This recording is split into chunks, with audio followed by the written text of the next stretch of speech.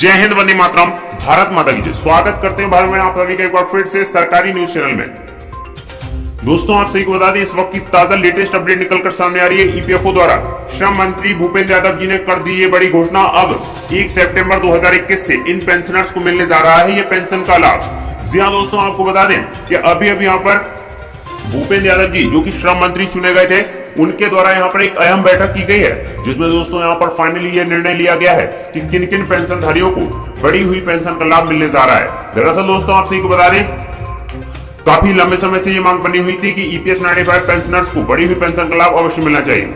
इसी बीच दोस्तों, आपको बता दें, जो अपडेट निकलकर सामने आ रही है वो बिल्कुल प्रूफ के साथ आपको दिखाने वाले हैं। जो नोटिफिकेशन जारी किया गया है और ईपीएफओ द्वारा जो बैठक चली और उनका जो बयान निकलकर सामने आ रहा है, पूरा का पूरा बयान आपको सुनाने वाले हैं इस वीडियो में, तो आप इस वीडियो में बने रहिएगा। साथ ही साथ आपको पता होगा कि यहाँ पर इसका मैटर सुप्रीम कोर्ट में भी चल रहा था। जी दोस्तों, जिस पर डेट दी जा रही थी।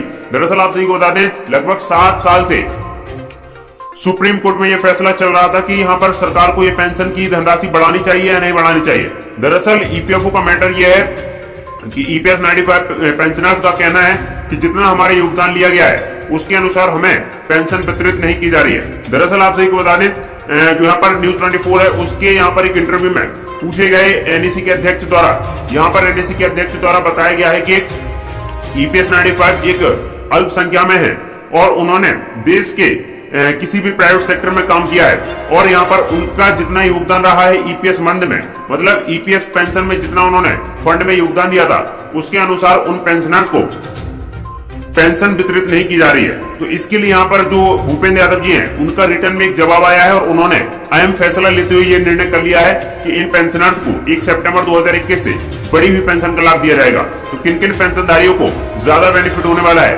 आपको पूरी खबर इस वीडियो में विस्तार से बताने वाले हैं। तो दोस्तों, आप इस वीडियो में बिना रुकावट के बने रहिएगा। दोस्तों, इस वीडियो को बनाने में हमें काफी मेहनत लगती है। इस वीडियो को दिल से लाइक करने के बाद, चैनल को सब्सक्राइब करने के बाद और नोटिफिकेशन जरूर ऑन कर लीजिएगा। चलिए दोस्तों, वीडियो स्टार्ट करते हैं बिना वेस्ट किए।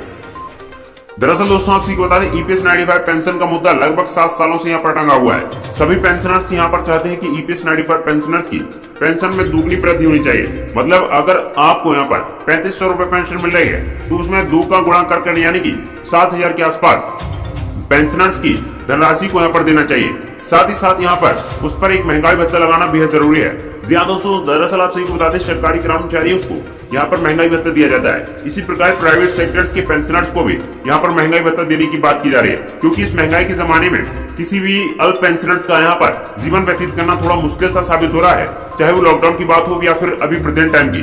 दरअसल दोस्तों, आप सभी को बता दें, इसके लिए यहाँ पर 28% के हिसाब से यहाँ पर जो डीएनएस अलाउंस है, महंगाई भत्ता है, उसको भी मांगने की यहाँ पर पेंशनर्स द्वारा बात की जा रही है। तो इस पर यहाँ पर सरकार द्वारा क्या रिटर्न में जवाब आया है, तो वो भी आपको बताते हैं। तो यह मांग ईपीएस 95 पेंशनर्स की बनी हुई है। इसके लिए यहाँ पर आपको बता दें, एनईसी के अध्यक्ष कमांडर अशोक रावत 67 लाख पेंशनर्स का प्रतिनिधित्व करते हैं और यहाँ पर उनकी बातों को गौर से सुनते हैं। अगर पेंशनर्स यहाँ पर कुछ भी कहते हैं तो उनकी बात को एनईसी के अध्यक्ष गंभीरता से लेते हैं और सरकार को यह बात बताने की कोशिश करते हैं। पिछले 7 सालों से एनईसी के अध्यक्ष कमांडर अशोक रावत भी निरंतर रूप से प्रयास कर रहे हैं कि 67 लाख पेंशनर्स का यहाँ पर पेंशन में वृद्धि हो, साथ ही साथ उन्हें महंगाई भत्ते के साथ मेडिकल सुविधा भी प्रदान की जाए।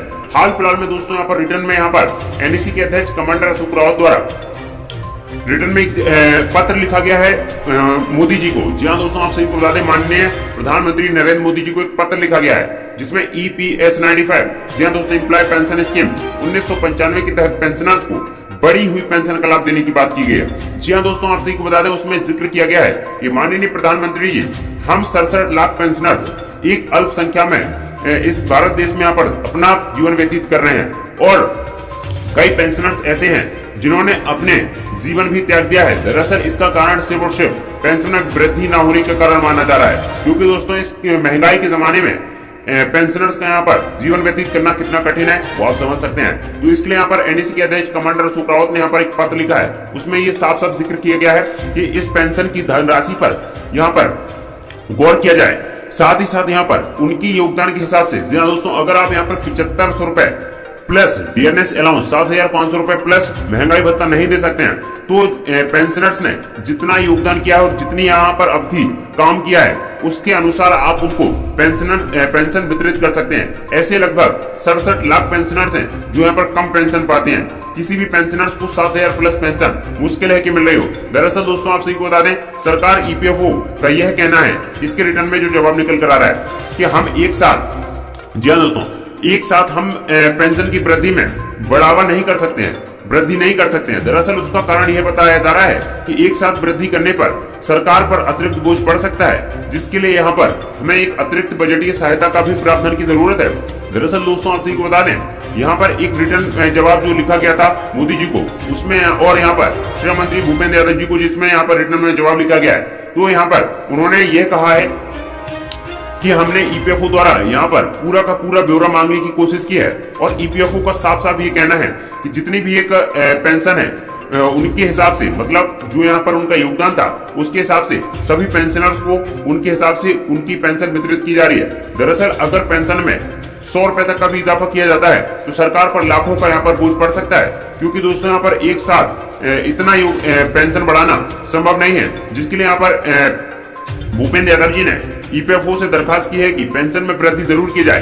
ईपीएफओ ने रिटर्न जवाब में ये कहा है कि जितने भी पेंशनर्स हैं उनकी पेंशन में बढ़ोतरी को लेकर यहाँ पर सुप्रीम कोर्ट में फैसला भी चल रहा है और यह फैसला संभव होते ही इसके लिए एक अतिरिक्त बजटीय सहायता बनाना बेहद जरूरी है। जी हाँ दोस्तों, इसके लिए वित्त मंत्री निर्मला सीतारमण से बात भी की है। भूपेंद्र यादव जी ने वित्त मंत्री निर्मला सीतारमण से बात की है और उन्होंने कहा है कि जो ईपीएस 95 पेंशनर्स हैं उनके लिए एक पेंशन बढ़ोतरी के लिए एक अतिरिक्त बजटीय सहायता का प्रावधान किया जाए, जिसमें यहाँ पर पेंशन की धनराशि को बढ़ाने के साथ साथ सभी पेंशनर्स को 7500 रुपए प्लस डीएनएस अलाउंस के साथ साथ उन्हें फ्री मेडिकल सुविधा, जी हाँ दोस्तों, उन सभी पेंशनर्स को, लाखों पेंशनर्स को यहाँ पर फ्री मेडिकल सुविधा भी प्रदान की जाए, क्योंकि यहाँ पर पेंशनर्स अपना जीवन व्यतीत कर रहे हैं, वो एक अल्प पेंशन धनराशि में कर रहे हैं, जिसके कारण कई पेंशनर्स ने अपना जीवन भी त्याग दिया है। तो दोस्तों अब आपको यहाँ पर यह बढ़ी हुई पेंशन का लाभ जरूर मिलेगा। दरअसल दोस्तों आपको कमेंट बॉक्स में